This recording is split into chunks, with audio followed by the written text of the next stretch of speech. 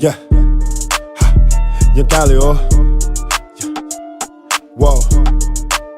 Huh? I do it big, nigga. Big house, big whips, big money, big guns, big clips. Make it rain, fly. Whoa, I do it big, nigga. Big house, big whips, big money, big guns, big clips. Never give a fuck, nigga. I do big shit. Young niggas get money on some real shit. Big nigga. Thank you for being here. Definitely, gotta be here. I've known this man for a long time. He's a special guest. Why don't you tell him who you are?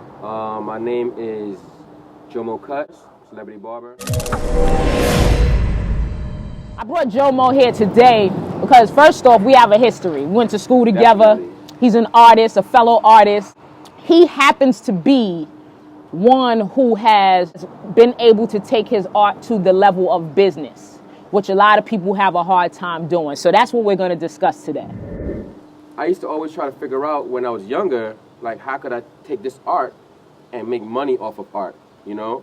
And sometimes a lot of people don't realize like what they have right there underneath their nose. Absolutely. You know, so like I was trying to design clothes. Like that was my main thing. I thought I was gonna have the biggest clothing line when I graduated art design. You know what I mean? We all did. I was on it like that. And when I didn't go to FIT, I was trying to figure out if I don't do this, what am I gonna do? You know? So my mom was like, look, it's either you're gonna be going to school or you're gonna be working. Mm-hmm. And I just got into that barbershop. I didn't even look at barbering as an art at first. You know what I mean? Did you craft a plan? I didn't have no plan. I just sat in there, just, you know what, I'm gonna make some money. Okay, so the plan was just to get money. Just to get money. Okay. I didn't want to go to college. So how did the money plan turn into the passion plan? Basically, when I left the barbershop. Okay. Because the whole time I was sitting in that barbershop, I was trying to figure out how do I leave the shop and take what I'm doing outside of there. And one day, one of my cousins, his sister was married to a big guy in the music industry. And for 5 years, he kept saying, Jomo, you need to meet this guy, man. He will change your life. I went down there, met him. As I'm leaving, he's like, yo, give him your card, man. Give him my business card. He's like, oh, motherfucker, you cut? And I'm like, oh, hell yeah. Like, come to my office tomorrow. Went down to his office the next day, and it's J Records. Okay. Again, I'm not used to none of this. Okay. So I walk into this place, and I'm looking all around like, I'm nervous. After I cut his hair, you know the Chinese gongs? Yeah. He always had one in his office that sat right there. I gave him a haircut, he looked in the mirror. Motherfucker. He got up, got the gong. Boom! It's a new barber here, motherfuckers. He's gonna run this shit. He gonna, and then it just went from there. How did you come to the conclusion that you were going to package it in such a way that you became the celebrity's barber? Okay.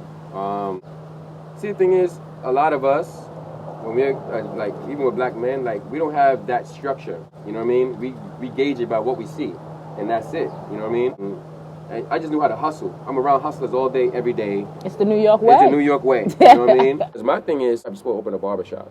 You know what I mean? Like, Nah, why? you killed that though. Yeah, I turned barbering into real convenience. Absolutely. You know what I'm saying? When I seen what you was doing, that's what it equated to me. And I feel like I'm in my own lane right now because there's a few people doing this, but I noticed that barbers are afraid to leave the barbershop. And even when I talk to them about, you know, what I'm doing and trying to create an influence, a lot of them are afraid because they think that, all right, well, if I leave the barbershop, I don't have control of my clientele, right? Yeah. But the thing is, all the barbershops I've ever left, I've noticed that my clientele followed me. If you're any good. If you're good, they gonna follow you. I mean, the loyalty with a barber is totally different than anything else. Yeah. So if you're good, they coming with. All right. So what advice would you give a young person or anybody who's trying to make the difference between being a starving artist to creating a business from their art?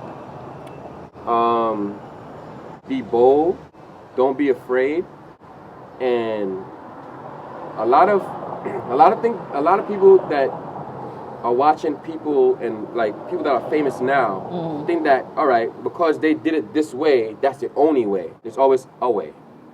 And if you have a way of doing it, if it works in your head and it makes sense in your head, it's gonna work. Yeah, you just gotta believe it. You just gotta believe it, and that's it. That's one thing about being an artist. You know what I mean? We're creatives, but we're creating a situation where we know other people will like this. Or there's other people like us. So we're gonna create it for the people that we represent. Absolutely. And that's it. I'm not if I'm not representing you don't rock you, with me, I don't care. That's fine. You know what I mean? I tell people that all the time. I don't care. But you're gonna rock with me though. Because then once the crowd starts going, everybody starts following. You know why? Because one thing I learned about this world, people are sheeps. I'm gonna ask you, did you see Coming to America? Yeah. When he was talking to the girl and they were on a date, right? And then she said, "What do you do?" And he said, "Oh, I'm a sheep herder." They fast forward on the train. She said, "You lied to me about who you were and whatever," but he never lied to her. Sheep herder. Because he's a sheep herder. He herding people. He ain't lied. So when you start understanding that, you know, you have a certain level of power and there's a certain amount of people who are just going to follow you, you now just have to understand, first off, where you want them to follow you. And how you're going to make the connection to make them loyal followers. And be responsible too when you. Absolutely. Please say that again. You got to be a responsible person in leading. All right. Before I let you go, let me ask you one more thing, because one of the things for me that was very heavy on my spirit coming up in art and design. I'm sensitive about my shit. So I remember being in advertisement class, and you know, we had all of the ad agencies coming and looking to buy work from us. So they loved one of my pieces. They wanted, it was a logo.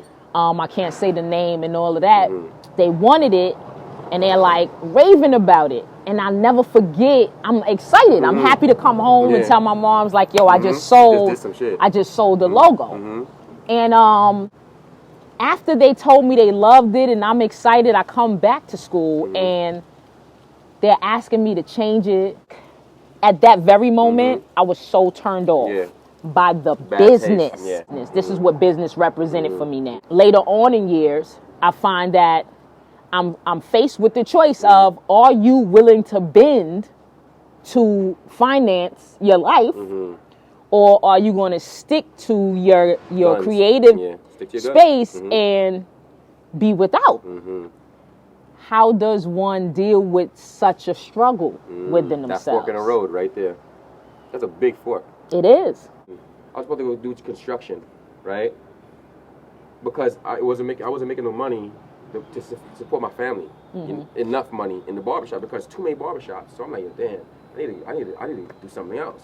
So I'm getting ready. I was in Queens, sitting in front of the place, and if you're 10 seconds late, I used to do construction. So I used to do construction. I know. I'm sitting in front of the place, right? And then 5 minutes early, I'm sitting there. I'm like, yo, do you want this, Jomo? I stood there in front of that place, and I was early. Yo, do you want this, man? Like, it's good money. I was gonna be making something like $40-something an hour, $50-something an hour, benefits, everything.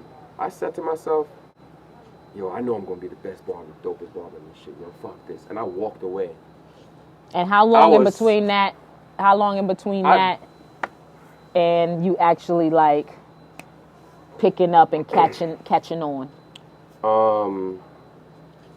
It took time, but I started seeing the inklings of it, just sprinkling. Yeah, so once I saw sprinkles, that was enough for me. Yeah, it's confirmation. Confirmation that I made the right decision. Yeah. So it's such a pleasure having you. Very good information. It's a pleasure.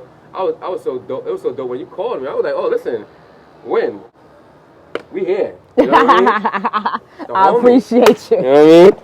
I appreciate you. Absolutely.